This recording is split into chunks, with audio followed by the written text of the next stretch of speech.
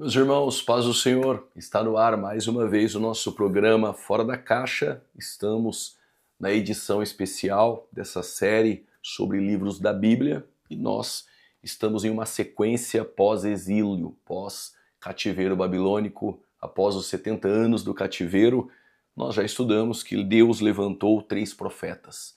Estes profetas, Ageu, Zacarias e Malaquias, cada um desses profetas com suas experiências, suas mensagens, vinda do próprio Deus, corrigindo o povo, exortando o povo, expondo os pecados do povo, encorajando o povo.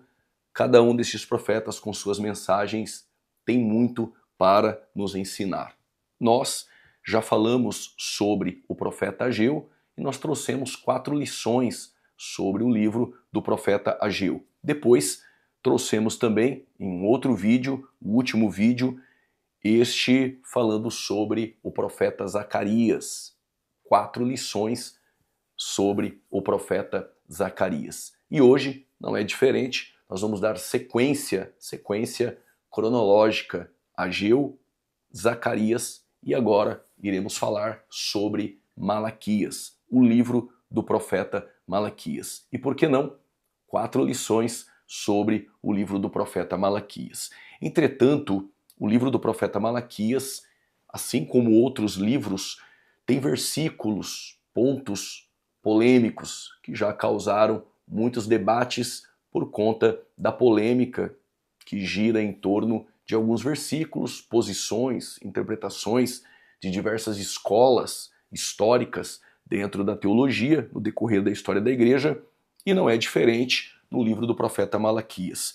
Este livro, todos os irmãos já sabem, já decoraram, já aprenderam, outros já vieram para esta série aqui tendo consciência plena, sabendo todo o contexto, todos os dados históricos sobre os livros destes profetas, como Ageu, Zacarias e também o livro do profeta Malaquias, sabendo já o pano de fundo histórico. Você que está acompanhando esta série, sabemos que o Reino do Norte fora levado ao cativeiro, 136 anos depois chegou a vez do Reino do Sul, Judá. E aí, no cativeiro babilônico, tiveram aí os longos 70 anos de cativeiro. Jeremias, o profeta, já havia predito no capítulo 25, versos 11 do seu livro, que o cativeiro iria durar, perdurar por 70 anos. Após o cativeiro, voltaram os judeus de Babilônia, alguns resolveram não voltar, mas grande parte do povo judeu voltou para sua terra, com um objetivo: reconstruir o templo e, depois do templo, suas casas. Contudo, houve aquela oposição contra a reconstrução do templo, contra Zorobabel, o governador, e também o sumo sacerdote, o Josué, e por conta desta oposição a obra fora embargada, e é quando Deus levanta o profeta Ageu, porque o povo havia se esquecido da casa do Senhor. E o Ageu se levanta para confrontar o povo. No entanto, Zacarias levanta para encorajar o povo. E Malaquias? Malaquias se levanta para corrigir e expor os pecados do povo. Podemos aqui já traçar este primeiro ponto, você pode anotar.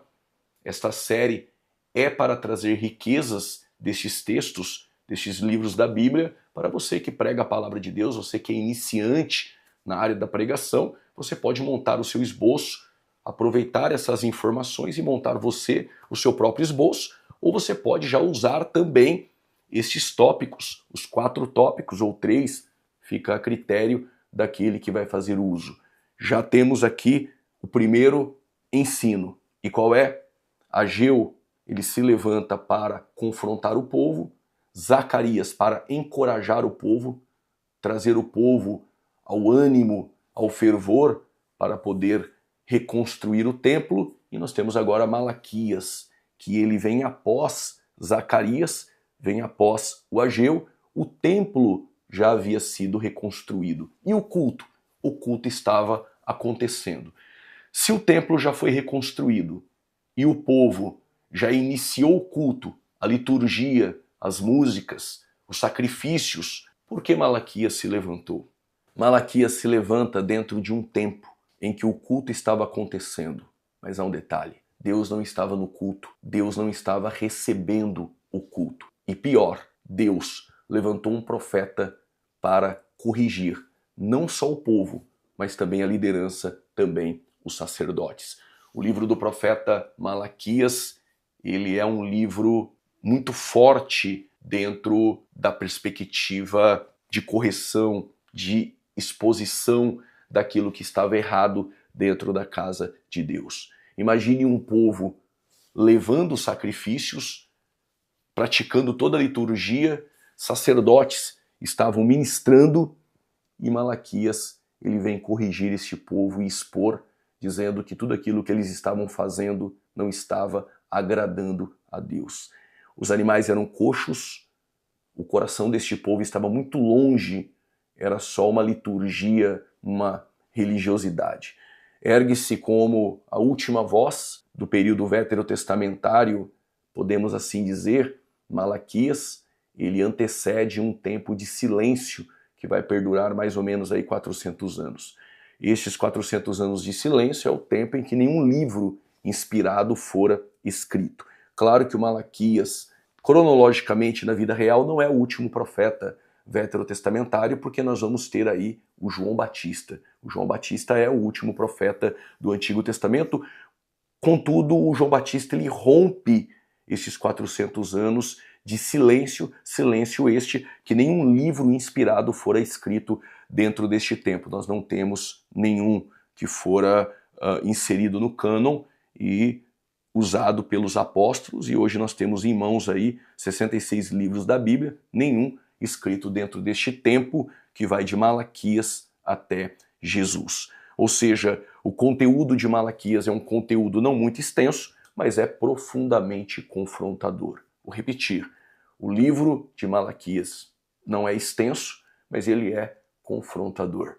Vou dar um exemplo, a mensagem no culto não foi de 1 hora e meia, foi uma mensagem de 20 minutos. Não extensa, portanto, não obstante confrontadora, pois revela uma geração que manteve a forma da religião, a liturgia, mas perdeu o fogo da devoção. É sobre isso que nós iremos falar, sobre o livro do profeta Malaquias, 4 lições inseridas neste livro polêmico, cheio de repreensões oriundas do próprio Deus ao coração do profeta, que vai ser porta-voz de Deus para os sacerdotes e também para o povo do seu tempo. A expectativa do tempo de Malaquias era uma expectativa de restauração plena, mas havia uma frieza espiritual, uma letargia, podemos dizer, o povo estava anêmico no tocante às coisas espirituais. O culto continuava, porém ele continuava sem um mínimo de reverência. Os sacerdotes ministravam, mas sem temor. E aqui é um ponto que nos preocupa. É possível um culto sem Deus? O livro de Malaquias expõe essa verdade e, ao mesmo tempo, a tristeza que está em torno desta verdade. Um culto sem Deus, um culto onde Deus não está.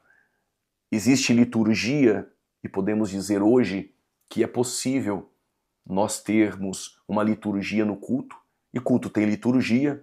É possível sacerdotes estarem ministrando no altar dentro da perspectiva veterotestamentária, mas sem temor. Ou seja, podemos dizer que existem pregadores, existem cantores, existem pastores, existem evangelistas, presbíteros, enfim, diáconos, existem departamentos da igreja, existe culto no domingo, onde pessoas estão ministrando, envolvidas nas atividades da igreja, Deus não está, estão fazendo aquilo que não agrada a Deus. E por quê? Culto sem reverência é culto sem temor. E culto sem reverência e culto sem temor é culto sem honra. E aqui é o primeiro ponto do nosso esboço. Qual o primeiro ponto do nosso esboço neste estudo das 4 lições do profeta Malaquias? O primeiro tópico você pode anotar: Deus não aceita culto sem honra. Vou repetir: Deus, ele não aceita culto sem honra. Quando o culto não tem honra? Quando nós perdemos a reverência no culto, quando nós ministramos no culto e não há mais temor, e aí sem reverência e sem temor, Deus não é honrado. E aí o culto é um culto sem honra. O problema não era a ausência de culto, mas a ausência de reverência. O problema não era a vacância de sacrifícios. O problema era a ausência de Deus. Ofereciam a Deus o que não prestava, aquilo que não teriam coragem de dar, por exemplo, a um governador, mas estavam levando a Deus. Existem pessoas hoje que têm reverência a autoridades humanas, a políticos humanos, a pessoas hoje que honram mais homens do que honram a Deus no culto. E este culto, Deus reprova, este culto é o culto sem reverência, é o culto sem temor, é o culto sem honra, e é possível nós termos uma vida cristã sem temor a Deus. E Malaquias, ele expõe isso logo a partir do versículo de número 7 do capítulo 1, diz assim: ofereceis sobre o meu altar pão imundo, e dizeis, em que te havemos profanado? Nisto que dizeis, a mesa do Senhor é desprezível. O versos 8 é a base deste nosso primeiro tópico. Porque quando trazeis animal cego para o sacrificardes, não faz mal. E quando ofereceis o coxo ou o enfermo, não faz mal. Ora, apresenta-o ao teu príncipe. Terá ele agrado de ti? Ou aceitará ele a sua pessoa? Diz o Senhor dos Exércitos. O que Deus está dizendo é, se vocês, ó povo, levarem sacrifício, levarem ofertas, presentes a um príncipe, mas levar um sacrifício coxo, enfermo, um presente estragado, este príncipe que recebeu aceitaria? O que Deus está dizendo ao povo pela boca do profeta Malaquias é: se o príncipe não aceita, aceitaria Deus? Entendeu por que Deus não estava no culto? Porque o que eles levavam a Deus era a sobra. O que eles levavam a Deus era o coxo, o enfermo. O que eles levavam a Deus não condizia com o caráter de Deus, com aquilo que o nosso Deus, no culto, deve receber. Na verdade, prestavam honra a homens, mas desonravam a Deus. Na verdade, eles carregavam temor humano, mas não tinham temor a Deus. Tinha reverência a homens, sem reverência a Deus. E este culto não honra a Deus. Se nossos louvores forem sobra, se a primazia não for Deus no culto, se na verdade nós levarmos a Deus só o que sobra, Deus não recebe. E pela boca do profeta Malaquias, a primeira exortação do profeta no capítulo de número 1 é contra o povo. Porque o povo estava trazendo a Deus somente aquilo que era coxo, somente aquilo que era enfermo, e Deus, claro, ele não se agrada. A lição clara, para nós termos um entendimento aqui, Deus não rejeita apenas o pecado escancarado. Porque a ideia que nós temos é Deus, ele rejeita somente aquele pecado que é escancarado. Mas aqui nas páginas da Bíblia, no livro de Malaquias, Deus, ele também rejeita a negligência disfarçada de religiosidade. Há um disfarce, aquilo que nós chamamos de teatro. Havia toda uma arte cênica.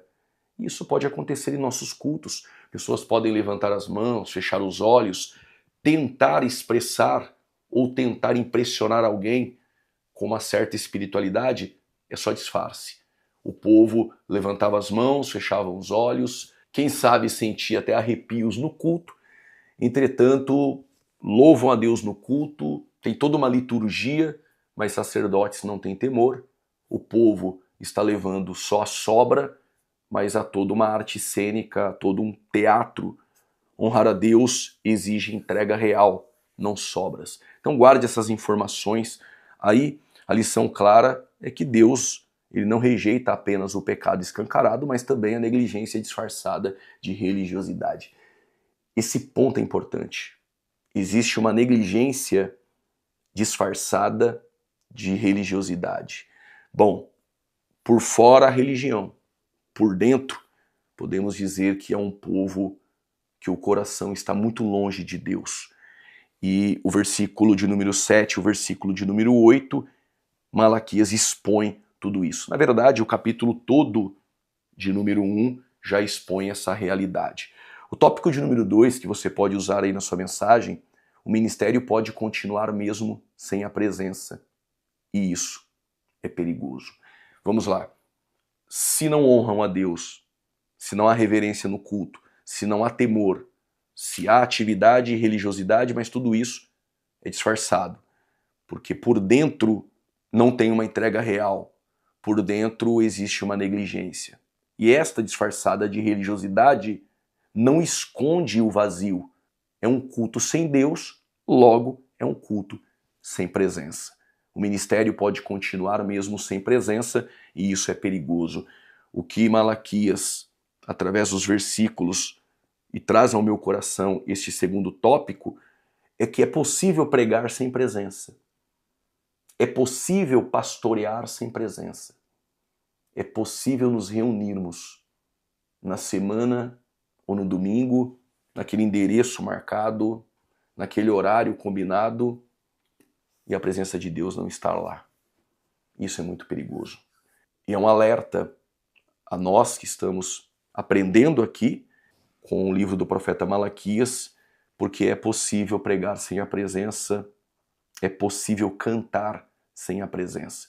E quem prega sem presença, quem canta sem presença, quem pastoreia sem presença, posso dizer, sem sombra de dúvidas, indubitavelmente, somos atores, somos verdadeiros artistas. Os sacerdotes continuavam exercendo suas funções no capítulo 2? Sim.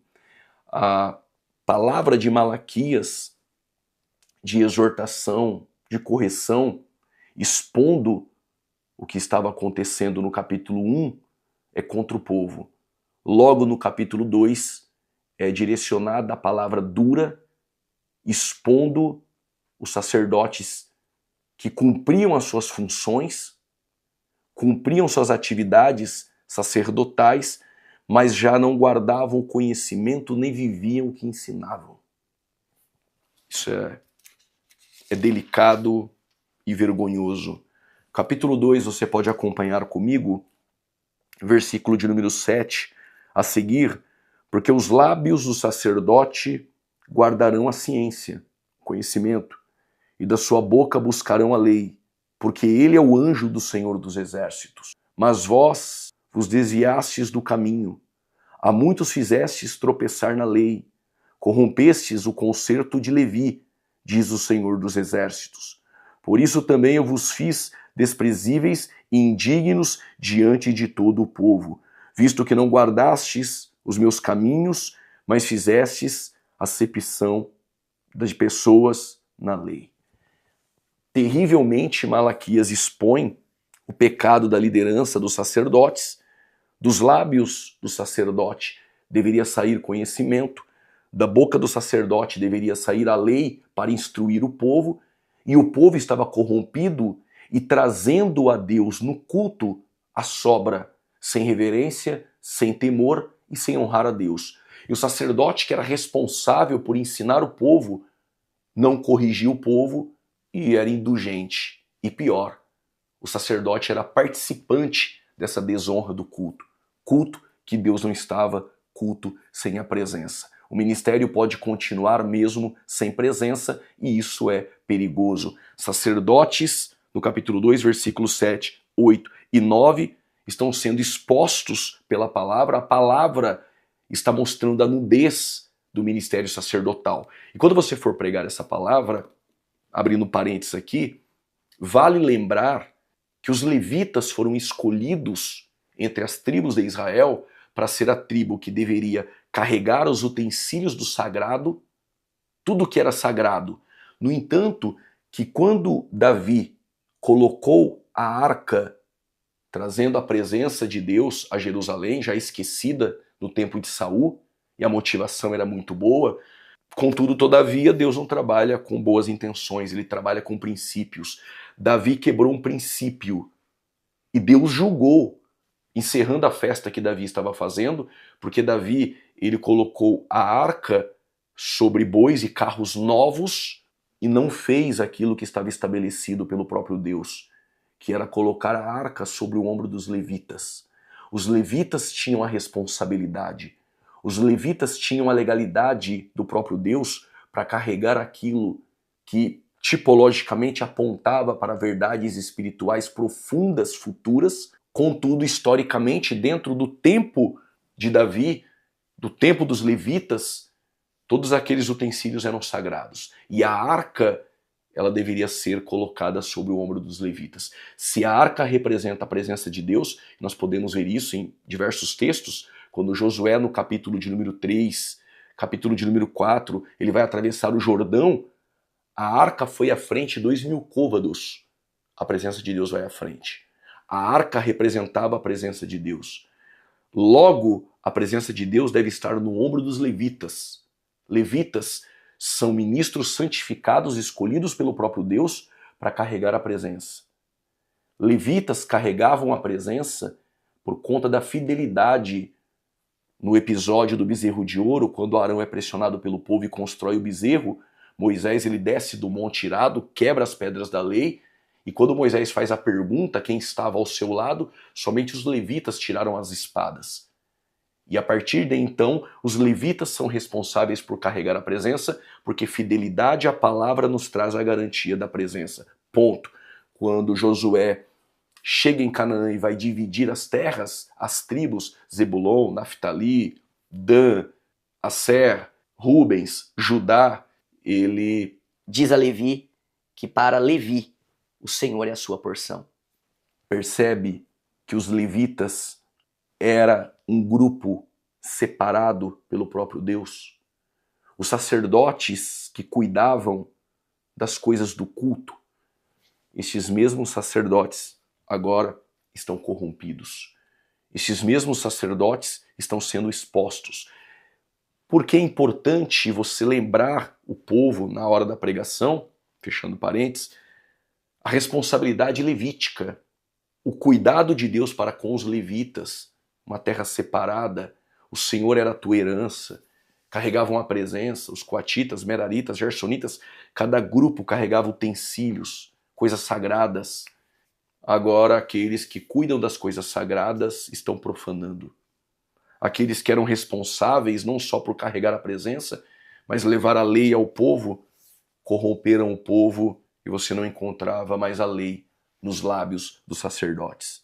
E aqui o Malaquias está expondo que o ministério ele pode continuar mesmo sem a presença. E na verdade, ministros que continuam exercendo o ministério sem a presença são carnais. Porque o que é o homem sem a presença? Senão carnal. E homens carnais não podem cuidar das coisas espirituais. Isso revela uma verdade muito séria. É possível manter a estrutura ministerial funcionando enquanto o coração já se corrompeu e se distanciou do próprio Deus. Há corações não corrompidos, mas distantes. O maior perigo não é parar, é continuar sem Deus. Há momentos que nós precisamos parar, se arrepender e voltar. Pior do que isso é continuar sem Deus, ministrando sem Deus e distante do próprio Deus. Este é o tópico de número 2. Qual seria o tópico de número 3? Pode anotar. Infidelidade espiritual começa nas pequenas concessões. Vou repetir. Infidelidade espiritual começa nas pequenas concessões. E por quê? Porque o povo havia banalizado as alianças, tanto com Deus quanto nos relacionamentos. Veja o versículo de número 14 a seguir, na sua Bíblia, no capítulo de número 2, versículo de número 14 a seguir, e dizeis, por quê? Porque o Senhor foi testemunha entre ti e a mulher da tua mocidade, com a qual tu foste desleal, sendo ela a tua companheira e a mulher do teu concerto. E não fez ele somente um, sobejando-lhe espírito. E por que somente um?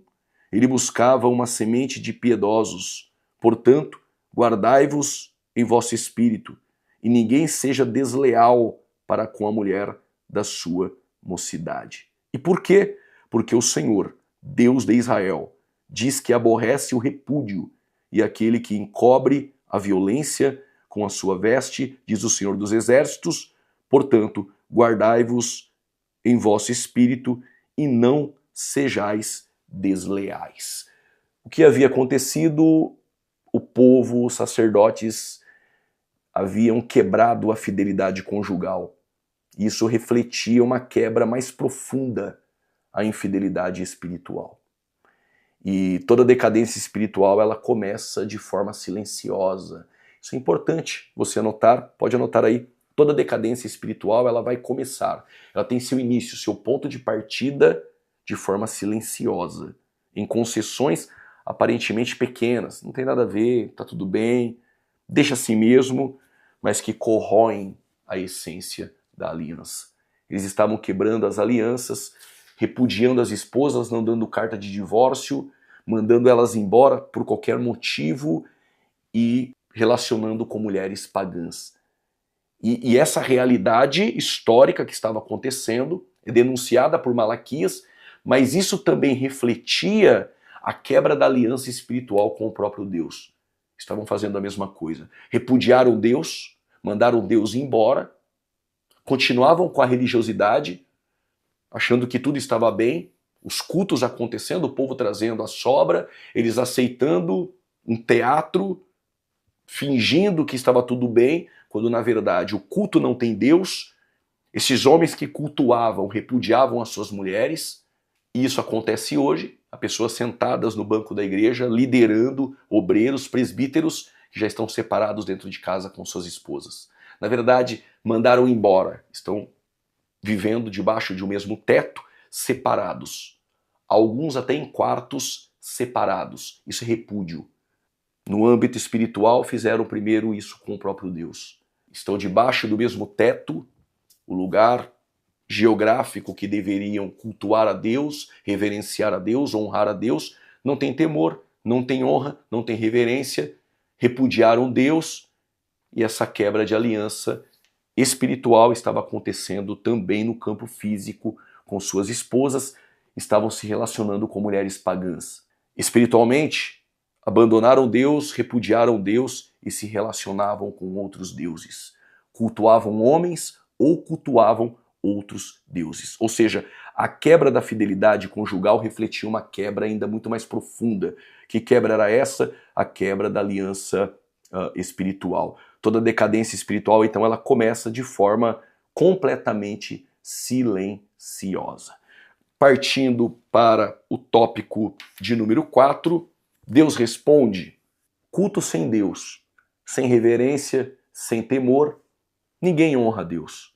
E Deus, Deus responde àqueles que o temem, mesmo em meio à corrupção geral. Este quarto tópico é um acalento ao meu coração, um refrigério para você que está me ouvindo e é fiel. Se você está como os sacerdotes no tempo de Malaquias, este vídeo é uma correção. Não é só pérolas, ferramentas para você pregar. É uma chamada a voltar à essência, ao primeiro amor. É trazer Deus de volta ao culto. Se você faz parte do povo que está levando no culto do domingo só o cansaço, só a sobra, se você já sai de casa murmurando, cansado, não querendo cultuar, na verdade você está como o povo, levando o que é enfermo, levando aquilo que já é coxo. Deus não aceita. Mas mesmo assim nós colocamos lá no altar aquele louvor teatral, levantamos as mãos, fechamos os olhos, alguns têm até expressões e nós fingimos muito bem. Culto sem Deus, culto de máscaras, apenas um teatro. Mas Deus responde àqueles que saíram de casa para adorar no meio da corrupção. Por isso que o tópico de número 4 você pode anotar: Deus responde àqueles que o temem, mesmo em meio a uma corrupção geral. E por que isso é um alento? Porque isso é um refrigério? Porque no meio de toda a corrupção sacerdotal, relacional, a corrupção do povo, trazendo a sobra, sem reverência, existia ali, no meio daquele povo, homens que ainda temiam a Deus, homens que ainda levavam o melhor a Deus, homens que ainda, em um culto sem Deus, tentavam de alguma forma encontrar Deus. Para estes, Deus usou Malaquias para trazer uma palavra, porque há um contraste com a frieza da maioria, mas havia um grupo que temia ao Senhor. E Deus registra isso de forma contundente no capítulo 3, versículo 16. Então, aqueles que temem ao Senhor... Lembra da igreja de Sardes? Abro um parênteses aqui. Eles tinham o nome de que estavam vivos, mas mortos, mas existia na igreja de Sardes alguns homens que andavam em branco, que não contaminaram as suas vestes. No decorrer da história da igreja, no meio da corrupção da igreja medieval, no tempo da Reforma, alguns homens como João Hus, Savonarola, Lutero, homens que buscavam a Deus, mesmo aparentemente Deus muito longe daquela corrupção. E houve uma reforma. Deus está chamando os homens que temem a Deus para uma reforma. Essa reforma vai começar através de nós. Por isso que o tópico 4, Deus ainda fala com aqueles que o temem.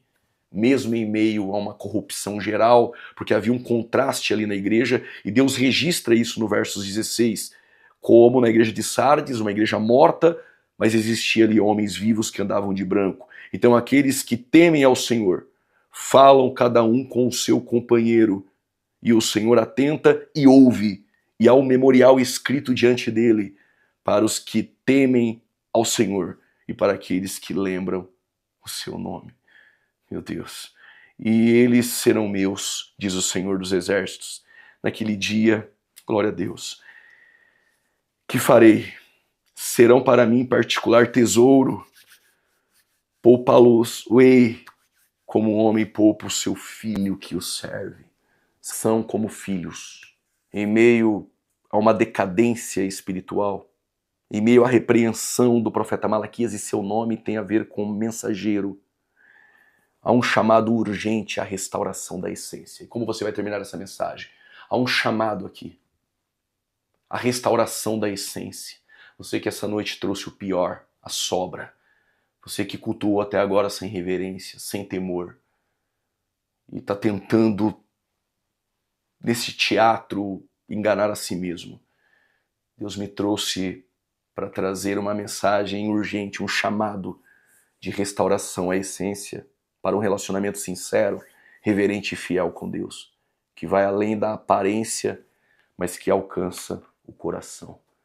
Aqueles que o temem permaneçam na essência, e aqueles que estão em meio à corrupção, sacerdotes, aqueles que na liturgia estão fazendo tudo que a liturgia pede. Leitura inicial, a oração, momento do louvor, oferta, oração pelas crianças, louvor, agora a palavra, oremos, depois da palavra, avisos, toda a liturgia. Essa liturgia que está camuflando um coração distante, corrupto, uma irreverência, e hoje nos bancos da igreja, quando nós estamos pregando, você olha, existe aqueles que temem ao Senhor, mas existem aqueles que não têm mais reverência nenhuma, sem temor algum, se esqueceram do Deus do culto. Se você faz parte deste grupo, que são aqueles que o temem, que são chamados de filhos, permaneça. E se você faz parte, como estes sacerdotes, se você faz parte deste grupo, que o coração está muito longe de Deus, pode ter certeza que esta palavra falou contigo. Primeiro tópico, Deus não aceita culto sem honra. Segundo tópico, o ministério pode continuar mesmo sem a presença. E isso é muito perigoso. A infidelidade espiritual começa nas pequenas concessões. Estavam casando com mulheres pagãs. Havia uma quebra de aliança. Repudiaram as mulheres. Não deram carta de divórcio. Deus responde àqueles que o temem, mesmo em meio à corrupção geral. 4 tópicos, 4 lições no livro do profeta Malaquias.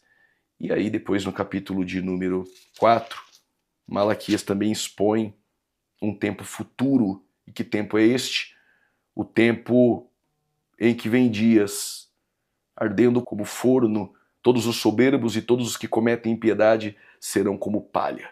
E o dia que está por vir os abrasará, diz o Senhor. Agora Malaquias lhe dá um salto no seu tempo para um tempo futuro. O dia da vingança, o dia do Senhor, o dia terrível da história é o período da tribulação. Escatologicamente falando. Sobre o livro do profeta Malaquias, existem dentro dele alguns versículos que trouxeram um certo desconforto interpretativo para alguns, debates entre posições, e nós já terminamos as 4 lições do profeta Malaquias, e agora nós vamos destacar alguns pontos polêmicos neste livro do profeta Malaquias. Isso aqui é só para enriquecer o nosso estudo. Os 4 tópicos para sua mensagem já foram entregues. Mas o livro do profeta Malaquias começa também, no capítulo 1, versos 1, com o peso da palavra do Senhor pelo ministério de Malaquias, é a sentença de Deus, e o versículo 2 é o versículo polêmico. Eu vos amei, diz o Senhor, mas vós dizeis, em que nos amaste? Não foi Esaú, irmão de Jacó, disse o Senhor. Todavia, amei a Jacó e aborreci a Esaú. E fiz os seus montes uma assolação e dei a sua herança aos dragões. Aqui pode ser chacais, a tradução do deserto. E aí, essa questão de amar a Jacó e aborrecer a Esaú, nós não estamos falando aqui de que Deus, ele amou o indivíduo Jacó e odiou o indivíduo Esaú. Nós estamos falando de 2 povos. Estamos falando de um povo que nasce da linhagem de Jacó, que é Israel, e Deus não escolheu da linhagem de Esaú o povo a quem Deus vai trazer, através deste povo, os oráculos de Deus, e também através deste povo de Israel é que Deus vai trazer a salvação, porque a salvação vem dos judeus. Na verdade, o Messias vem de Abraão, Isaac, Jacó, e depois nós vamos ter o desdobramento até chegar na casa de Davi. O texto amei a Jacó e aborreci a Esaú não tem a ver com indivíduos, não tem a ver com o campo soteriológico. Nós estamos falando de uma eleição de Israel, uma eleição instrumental. Logo, a ideia de Jacó, e aqui Israel, o povo, a eleição instrumental, não tem a ver com Esaú na sua rejeição quanto ao papel específico de condenação, mas um papel específico de escolha de um povo para, através deste povo, Deus trazer os seus desígnios, os seus propósitos. Tem a ver com aquilo que é pactual, aquilo que é relacional, nas questões sobre aliança. Observe, Deus não está falando no campo da soteriologia. Eu odiei um e decretei para o inferno, e este eu amei e decretei para a salvação. Este campo não é soteriológico. Este campo tem a ver com nações, propósitos, pactos, uma ideia relacional, desígnios de Deus, Deus escolhendo um povo para um desígnio específico. No capítulo 7 de Deuteronômio, nós vamos ter Deus escolhendo Israel, um povo pequeno entre grandes nações, para estabelecer os seus propósitos. E que propósitos são estes? Se você abrir a sua Bíblia em Romanos, capítulo 3, versos 2, nós vamos ter em Romanos o propósito de Deus para com Israel. Qual é logo a vantagem do judeu? Ou qual a utilidade da circuncisão? Muita. Em toda maneira, porque primeiramente as palavras de Deus, os oráculos de Deus, lhe foram confiadas. Deus escolheu um povo, amou a Jacó, aborreceu a Esaú porque ele escolhe um e deixa o outro. A palavra aborrecer, misei, em grego, ela aparece também no texto de Lucas 14, versos 26, quando há uma escolha daquele que decide ser discípulo de Jesus, aquele que não aborrecer pai e mãe. Logo, ele não está pedindo para ter ódio emocional do pai e da mãe para seguir Jesus. É porque na escolha de um, você irá consequentemente aborrecer o outro. Quando no tempo de Jesus, principalmente naquele tempo, você decidia ser discípulo de Jesus, aquilo às vezes dividia a própria casa. Ser discípulo de Jesus era escolher Jesus e isso consequentemente iria trazer aborrecimento ao pai e mãe. Paulo está dizendo em Romanos 9 que Deus amou Jacó e aborreceu Esaú, é o texto de Malaquias, Deus escolheu a nação que Deus vai usar para uma eleição instrumental. A eleição instrumental, Deus escolheu um povo para que através deste povo ele cumprisse os seus desígnios. E quando ele escolhe um povo, ele acaba aborrecendo aquele que não foi escolhido para propósitos específicos. Isso não tem a ver com o ódio de Deus emocional ou sentimental para com Esaú, ainda que em Hebreus, capítulo 12, versos 16, o Esaú ele é chamado de profano. Sendo assim, Deus escolheu uma nação e a escolha instrumental para cumprir os seus desígnios, para ser o canal da promessa. E Hebreus 12, 16, Esaú é chamado de profano. Não estamos falando de povos, logo entendemos que estamos falando de indivíduos. E não há uma rejeição dentro do campo soteriológico. E aqui fica claro tudo isso. E por que Deus disse isso ao povo? Porque o povo estava questionando o amor de Deus. E aí Deus apela não para o sentimento, mas Deus apela para a história. Lembra quando vocês não eram nada? Quando vocês estavam manchados, contaminados? E aí nós vamos lembrar de Ezequiel 16. E eu vos escolhi, o mais pequeno, e fiz vocês se tornarem grandes, para que vocês pudessem confiar. E aí Deus lembra historicamente que sempre os amou e sempre irá os amar. E é por isso que o quarto ponto lá do nosso tópico, da nossa pregação, fecha com uma chamada urgente para que eles voltem a Deus. Logo, o amor de Deus continua para com todos. E através de uma eleição instrumental, ele decidiu amar a Jacó, o povo de Israel, e aborrecer a linhagem, a descendência, o povo de Esaú. Há uma outra polêmica sobre a questão do divórcio, logo no capítulo de número 2 de Malaquias, e falar de divórcio ainda hoje, no tempo de Jesus, sempre foi algo que trouxe muita polêmica, muitas interpretações. E um outro ponto polêmico no livro de Malaquias é sobre o divórcio.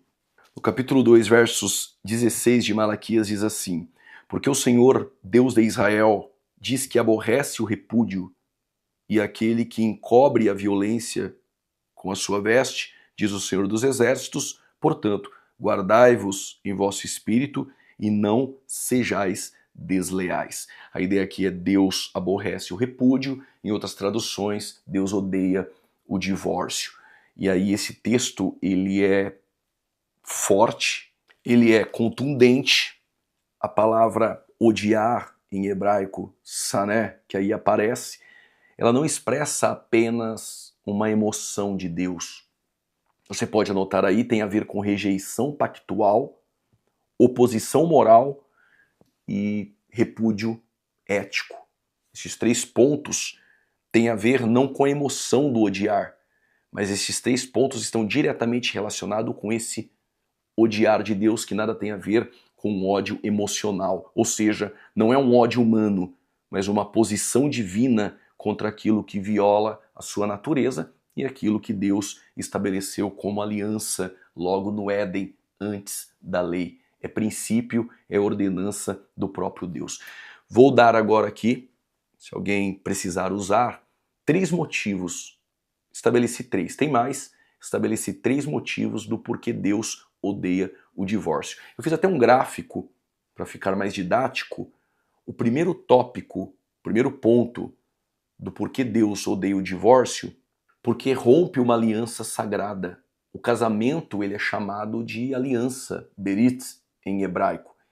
E isso não tem a ver somente com um contrato, mas tem a ver com um vínculo diante do próprio Deus. É uma quebra de aliança, é uma quebra de princípios. Segundo ponto do porquê Deus ele odeia o divórcio, porque gera violência relacional. O texto diz que o homem cobre de violência suas vestes. Logo, o divórcio, no contexto de Malaquias, envolvia um abandono cruel. O que eles faziam? Eles mandavam a esposa embora, mulher com contrato, mandava embora sem o papel do divórcio. Eles repudiavam as mulheres por qualquer coisa. dureza de coração e se relacionavam com mulheres pagãs. Logo, aquela que foi mandada embora, repudiada, não tinha a carta de divórcio. Terceiro motivo do porquê Deus ele odeia o divórcio, porque corrompe o propósito da família. Deus buscava uma descendência piedosa, isso está em Malaquias 2,15, e o divórcio ele compromete a formação espiritual das gerações. É isso mesmo que você ouviu. O divórcio ele corrompe um princípio estabelecido pelo próprio Deus, e este princípio envolve aquilo que Deus tem como prioridade na terra, a família. A igreja é formada pela família. A nação de Israel no Antigo Testamento, formada pela família. E é por isso que Satanás ataca o casamento para que ocorra o divórcio. Isso refletirá nos filhos e naquela geração e, culminantemente, também na própria igreja de Jesus Cristo. Então essa tabela traz que o divórcio ele rompe uma aliança sagrada, gera violência relacional e também corrompe o propósito da família, porque o divórcio ele compromete a formação espiritual das gerações. Então Deus odeia o divórcio não apenas pelo ato, mas por tudo aquilo que o divórcio, que o repúdio, podemos assim dizer também, ele corrompe, ele destrói aliança, pessoas, propósitos, a família, aquilo que Deus guarda desde o princípio, desde o Éden. E aí vem a pergunta que todos fazem. Quando o divórcio ele é permitido no Novo Testamento? Quando nós lemos no Novo Testamento, o Mateus capítulo 19, versículo de número 9, ali nós já podemos destacar o primeiro ponto, quando o divórcio é permitido no Novo Testamento, quando existe imoralidade sexual. No Evangelho de Mateus 19, versos 9 e Marcos 5,32, o termo grego que ali aparece é porneia ou porneia, como alguns sugerem. São relações sexuais ilícitas. Isso inclui o termo porneia. Então, por que, ou seja, quando o divórcio ele é permitido no Novo Testamento? Quando existe, então, a imoralidade. Quando existe, então, a imoralidade sexual.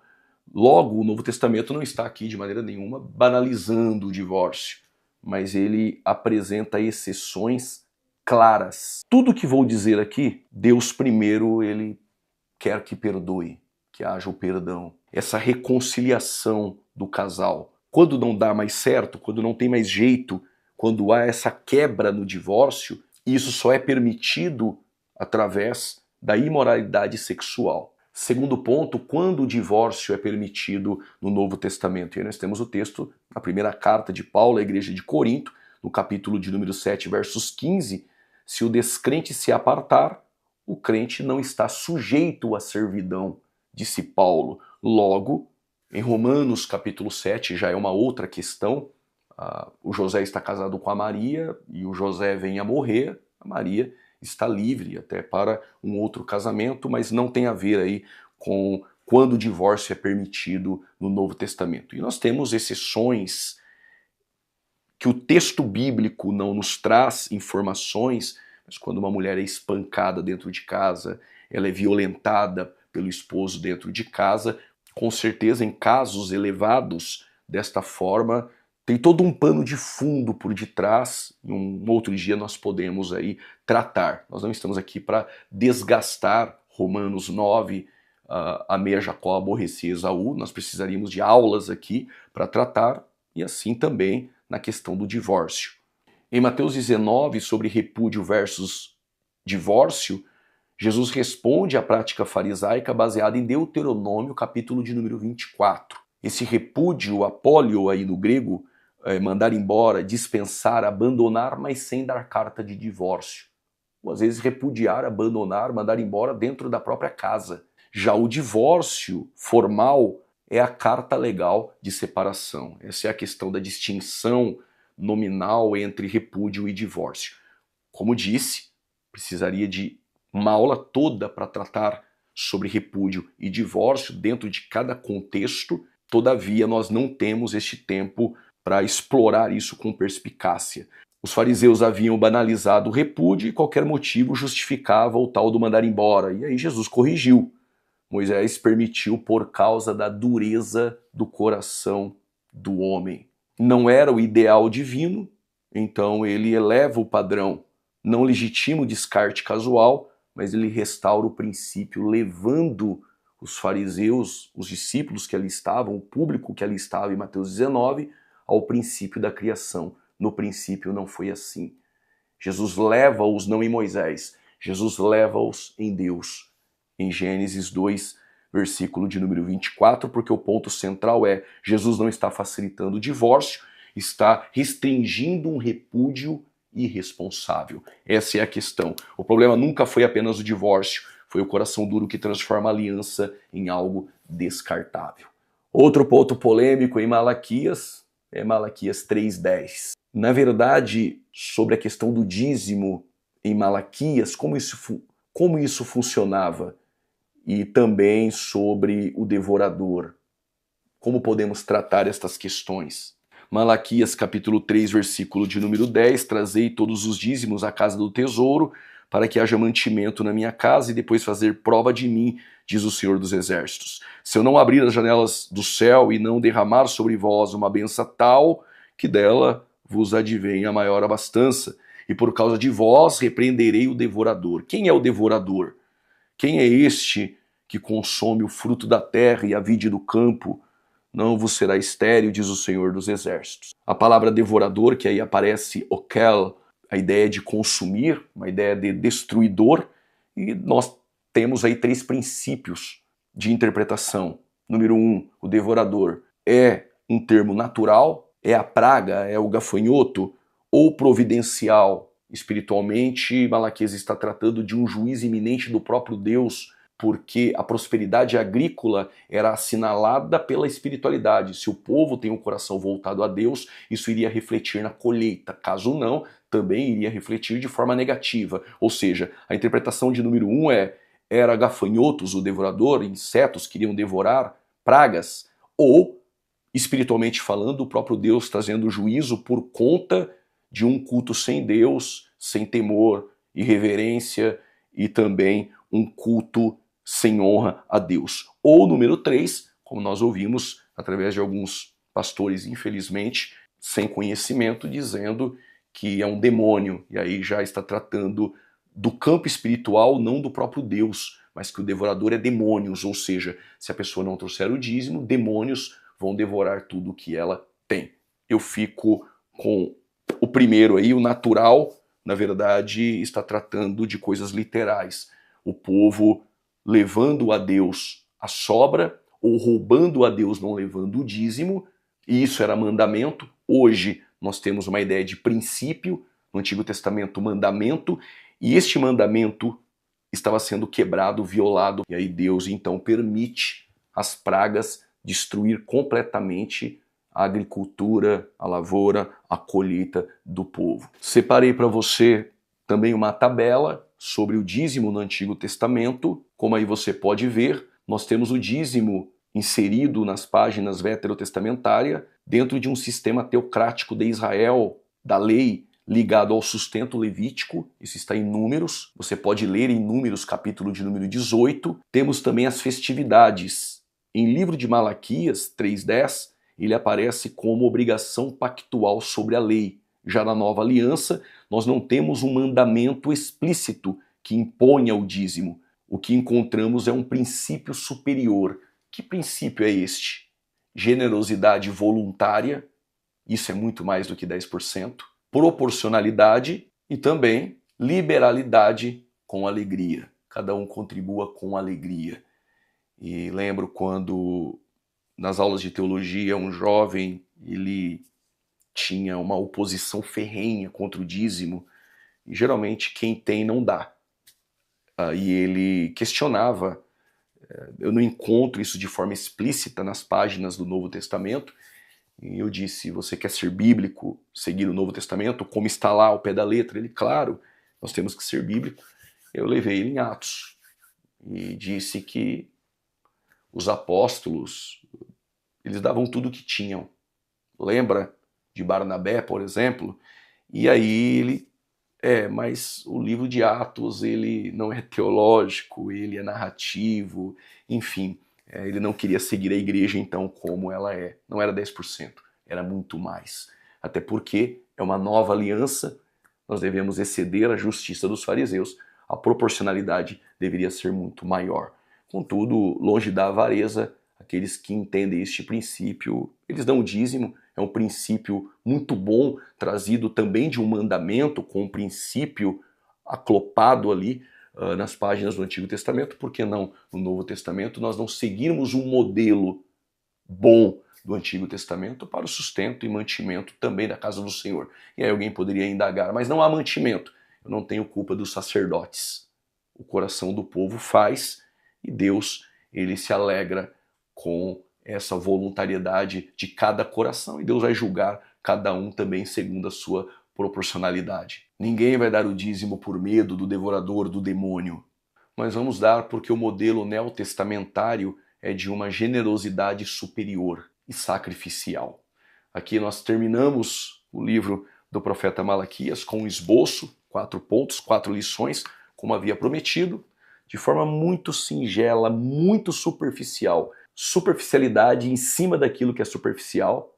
Tratamos sobre amar a Jacó, aborrecer Esaú, também porque Deus odeia o divórcio, e Malaquias 3:10, a questão do dízimo, dentro do contexto de Malaquias. E aí podemos fazer uma outra aula falando aí sobre estas questões com mais conteúdo e explicações. Se inscreva no canal, aperte aí o sininho para receber as notificações de novos vídeos da série e nos comentários, sugestão, qual o próximo livro da Bíblia que iremos trazer 4 lições. Deus te abençoe e até a próxima.